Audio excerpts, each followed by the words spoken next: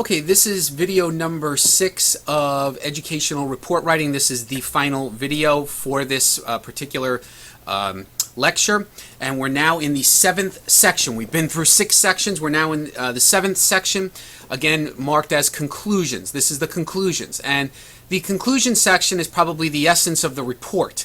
Here is where the examiner explains in very simple terms to the reader the trends in the child's testing results that may indicate academic strengths and weaknesses, modality strengths and weaknesses, processing strengths and weaknesses, and an overall diagnosis and level of severity of the problem areas indicated with things. Now, you will not be doing any kind of diagnoses here in any way, shape, or form. You're administering one test, or as educational evaluators, you'll be giving 1 or 2 tests, so there'll be no diagnosis here in any way.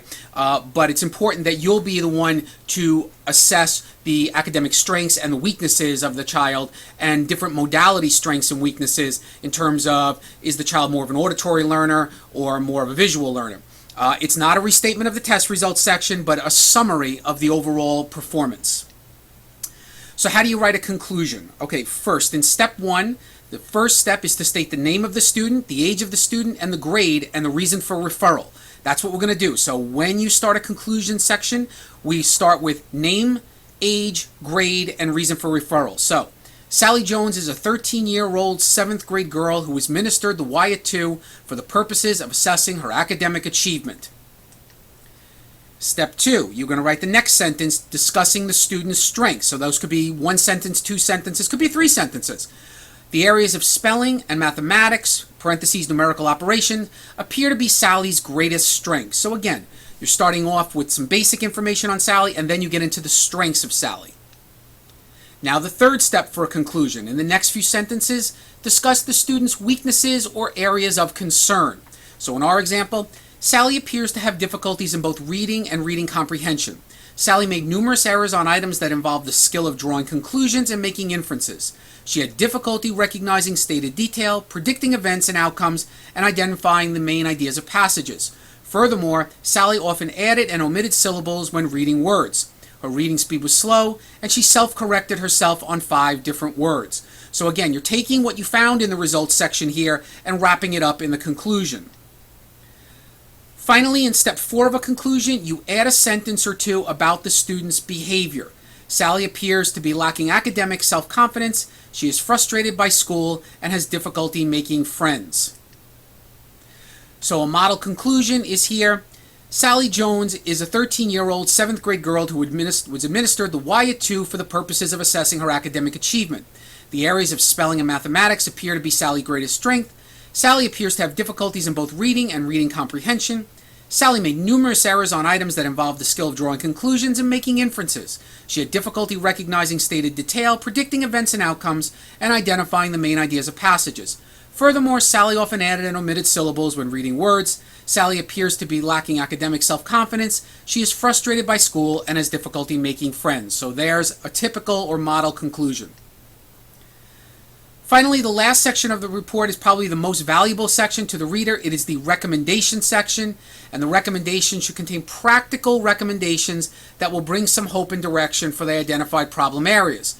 So in our particular student, when we're doing one particular report, we're really only going to have 2 different types of recommendations.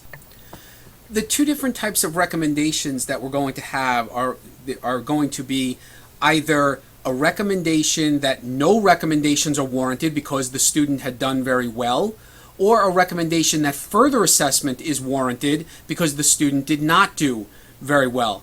And the idea here is that we're going to basically, but with the testing that we've done, talk about what we can do for this particular student. Now, in our examples for the class, when you're writing a report, for those students where the assignment is to write a report, your recommendations will be very short. Since you're only giving 1 or 2 tests, we're not going to get into the recommendations in terms of what needs to be done.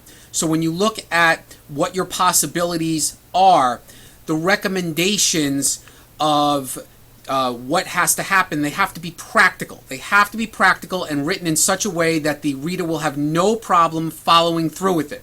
So for example, a recommendation to a parent of try to spend more time with Jarmel is useless. It doesn't really give any direction about what needs to be done. Instead, a recommendation such as, read at home with Jarmel in unison. By this we mean that both you and Jarmel have the same book and read aloud together so that he receives constant auditory feedback.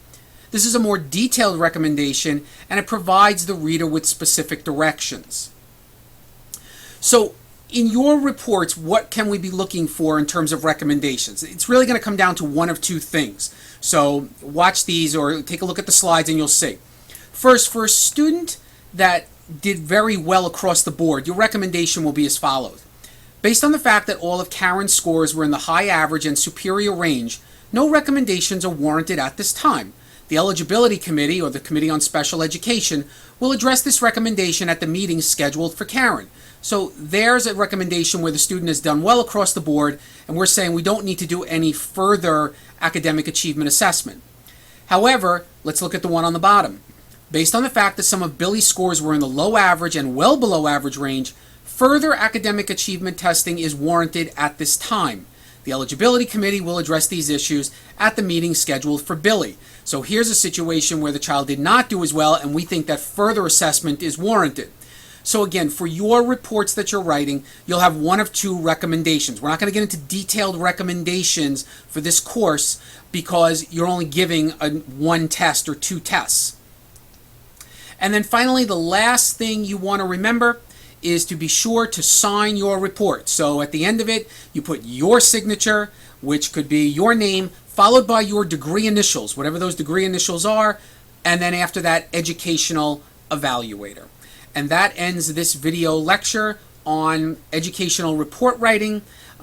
If you have any questions, don't hesitate to email me or contact me.